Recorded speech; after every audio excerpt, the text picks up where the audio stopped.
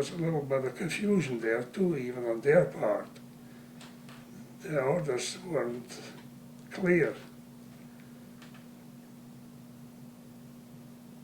When I realized what was happening, and I saw from in the distance that some of the people ran into the woods. So I told my dad, I was with my dad then, I says, let's get out of here. Let's run. And so we did, into the woods. We even crossed the main road. When I say main, I mean it was a dirt road where the traffic was horse and buggy for the German soldiers. And we crossed that and we ended up on a farm, confused, not knowing where we're going or what's going to happen. But I figured we better get away from this because this didn't look good.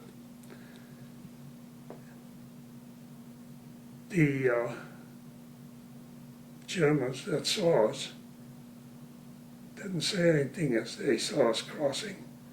They just managed their horse and buggies and evacuated themselves from the area.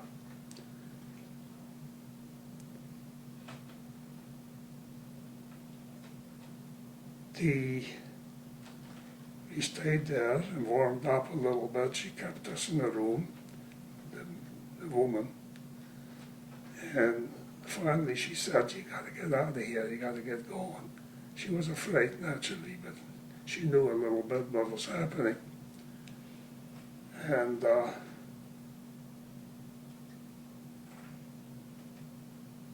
gave us some breakfast. And I mean breakfast, some food, I don't know what it was. She was warming the potatoes for the pigs and so on. She gave us that, we ate that. And then she told us, you better go. So deeper into the woods we went. Because this was a farm on the outskirts, and we went into the woods. There was trees, thick forest. We did that for about 2 days. We walked, we didn't know where we were walking. But we, no warm clothes, of course, just as we were with those uniforms. And we kept walking.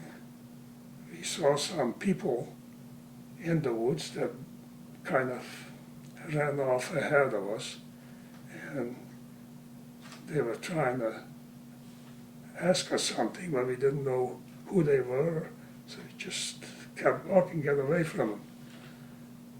Anyway, this went on for a couple of days till we finally came out of those forests into an area where there was a little town. So what did you do for food while you were in the forest? That's a joke. We didn't eat. Of course, we didn't have any food.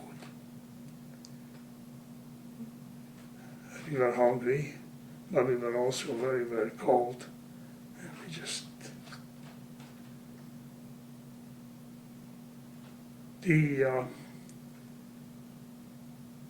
walked alongside the outskirts of the forest. We couldn't see whether there was a road there or what, because the snow was at least a foot, maybe more, so we had to walk with wooden shoes. And finally we came into a farmer, also on the outskirts of a town. He realized right away, the farmer, what was going on. He was familiar with that, and let us stay with his parents, who lived in an adjacent little shack from the main building. There was also a barn there, but we didn't go there because we were fortunate. He put us in with his folks, who were very, very old, and they kept us warm. waited another few days till I thought it was safe to go, that the Russians occupied that area, and started to walk toward the main road to away from there, because they wanted us to leave. They didn't want to keep us, and we had to leave because we were hungry. We didn't have any food there, just a little bit that they ate. So we kept walking, until finally we arrived in another town where there were others like us. You could recognize them by the clothes that they were wearing. And there was a lot of confusion, as you can imagine, that we didn't know where we were going or what was going to happen, but we stayed there, I don't know, a few days, until we heard that the bosses picking up some citizens of Czech denomination, and they picked us up. They came looking for us with old bosses, and they found whoever was Czech. And finally we got on one of the buses, and they took us across the Tatra Mountains.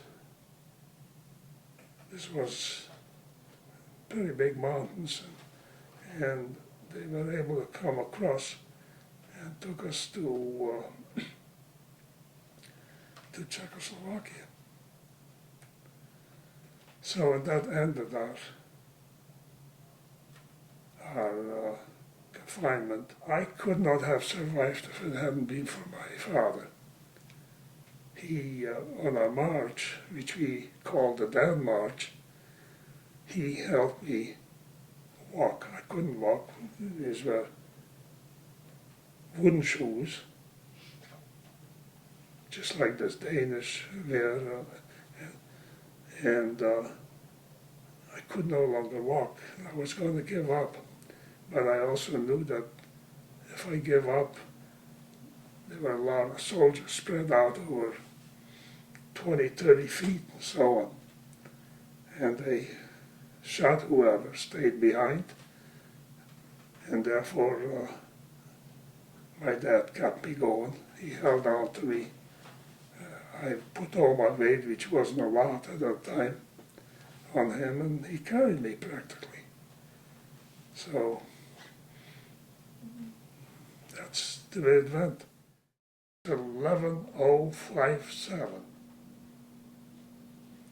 11,057. I'll never forget that number.